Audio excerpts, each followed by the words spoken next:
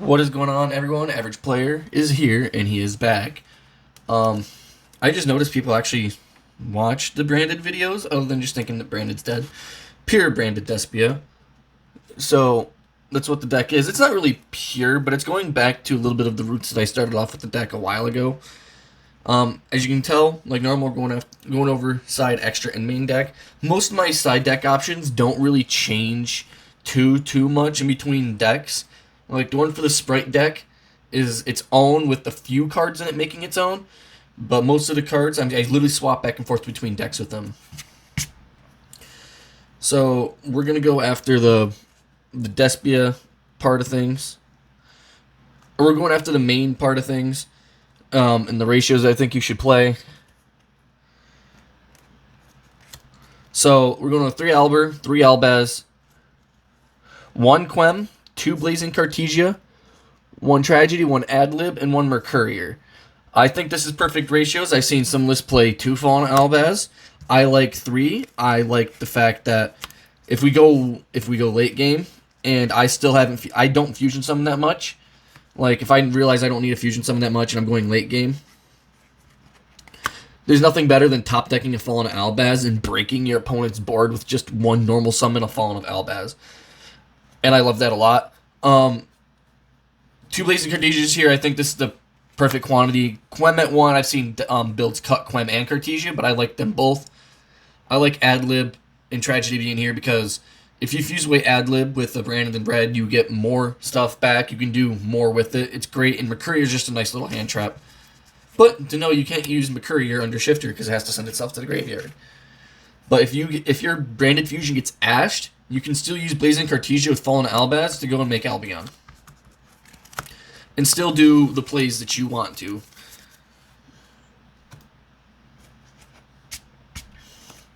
Alright, and then we got a small little Bystial engine. We got 1 Bystial Bellion, 1 Serenir, and 1 Druid Swarm. So I think this is best. I did try out 4 Bystials. I tried getting rid of the Serenir, and I tried Magnamut. I feel like this is the best for me. Because I tried the 4 Bystials, it didn't really work out too well. And I'm playing 3, it's actually really good. But Bystial Bellion and Serenir are the ones that I recommend you play. Even if you don't have Druid Swarm, you can play Lebellion and Serenir, you'll still be fine. You just gotta find an extra card to put in somewhere. But this is all I play for the Bystial stuff. It's not really that bad. But if you draw... The reason why I play 3, just to clarify, I was stuck drawing these 2 in my hand sometimes, and I had no way of clearing this out of my hand unless I used Branded Fusion. Which, if this is in my hand, I want to be able to pitch it to search so I can use it in the graveyard, so I don't have to use it as material for Branded Fusion. That's why I want to play another one, and it actually works out pretty well. Next is, well, like I said, we're going back to roots. We're playing the Keeper engine, so we're playing 3 Keeper, 1 Predaplant Bufolicula, and 1 Predaplant Darlingtonia Cobra. We got more cards of this coming up later, but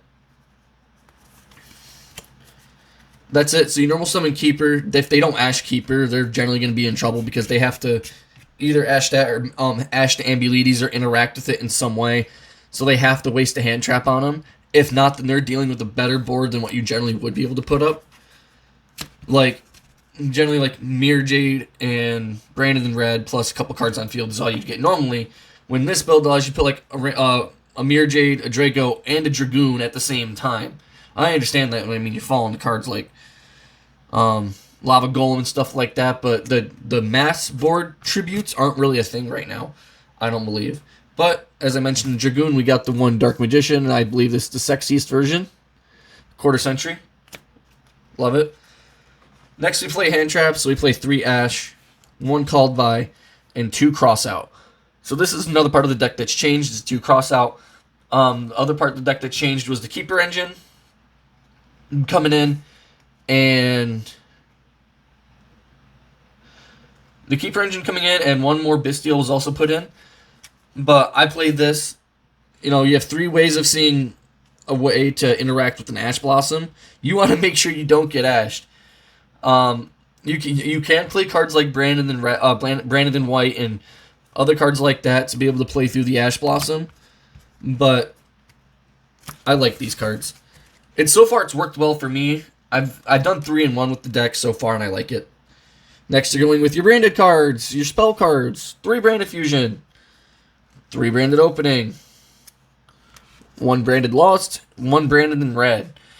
I feel like this is probably the best ratio.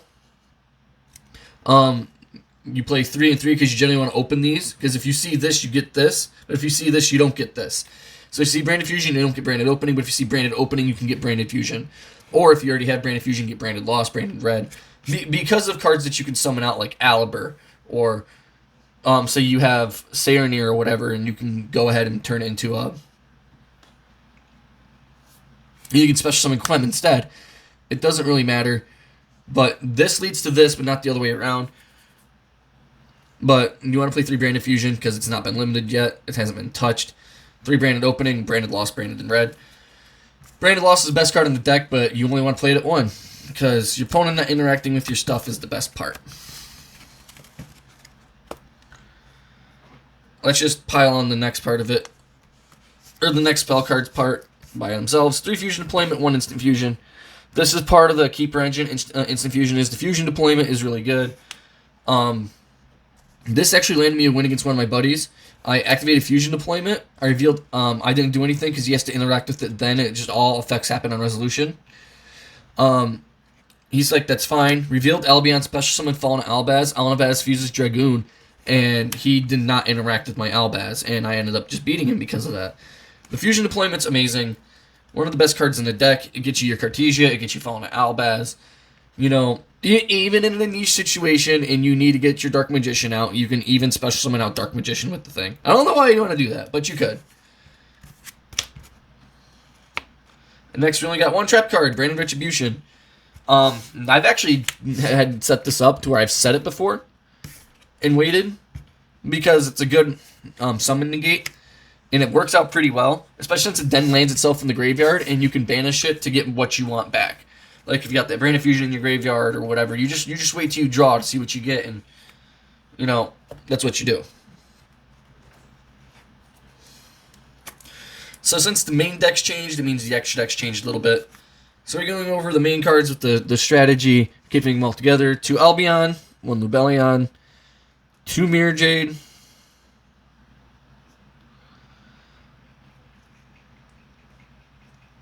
I have to make a little bit more room. I'm sorry. 2 Mirror Jade, 1 Masquerade, 1 Albion Sanctifier, 1 Despia Quertus, 1 Titaniclad, 1 Reinbrum, and 1 Gangrenol. So, I feel like this is best, and I actually did a lot of switching this stuff around. Quertus is one of the best cards in the extra deck, in my opinion. Being able to force an interaction, and I think it forces, and I believe it forces a lot of interactions. So if it's on board, you can reduce all monsters on the field's attack to 0 besides level 8 or higher fusion monsters. So you're basically forcing your opponent to interact with it, or else they're generally just not going to be able to do anything because they can't beat into your guys. I've thought about cutting Albion the Sanctifier Dragon, but I have not.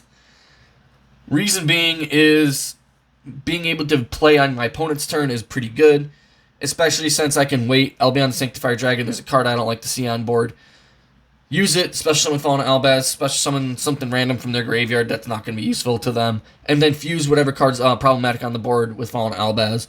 You generally make Mirror Jade or any one of these two, the Titaniclad or the Reinbrum. You know, really good. But Gangrenol is the only one that I can say that you can sometimes play and sometimes you don't have to play. The only good part about this is getting that free dump of the Albion or whatever card you want to get into your graveyard. And then if it's on the field or in the graveyard, you can tag it out for Quertus. That's the only thing that's really good.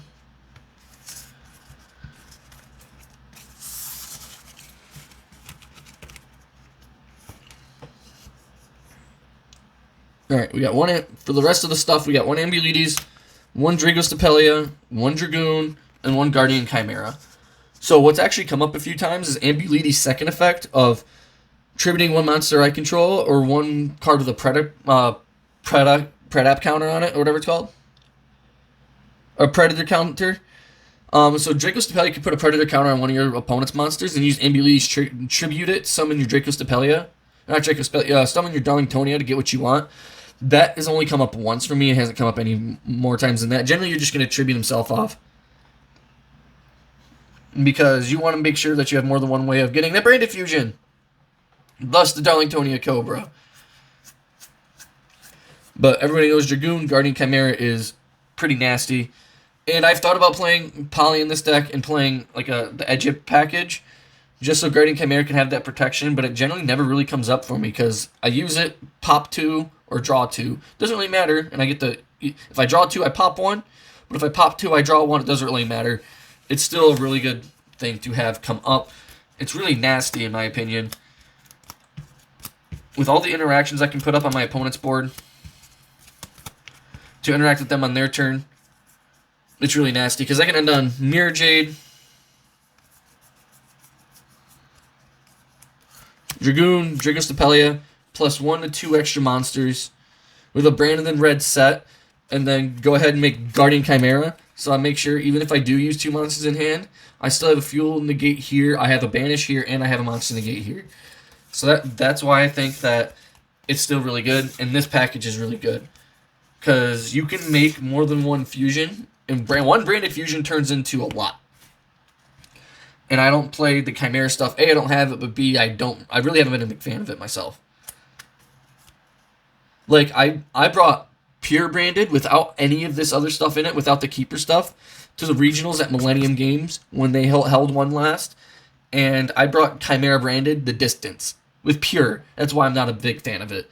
But side deck, we're going with the monster cards in the side deck. 3 DD Crow, 2 Droll, 2 Phantasme. There's another one coming up a little bit for the side deck. It is a monster, but it's its own little package to go with it. Phantasme is really good. Phantom Knight is seeing a little bit more play, so this is good for Phantom Knight. DD Crow is good for Phantom Knight. Droll and Lockbird's good for Phantom Knight. But most importantly, DD Crow's good for everything. Labyrinth, Branded, Phantom Knight, Rescue Ace. Doesn't matter. They're trying to get a card out of the graveyard. You're just going to banish it instead. Droll's good for the good combo heavy decks. This is also good for Unchained, because they do link summon a lot.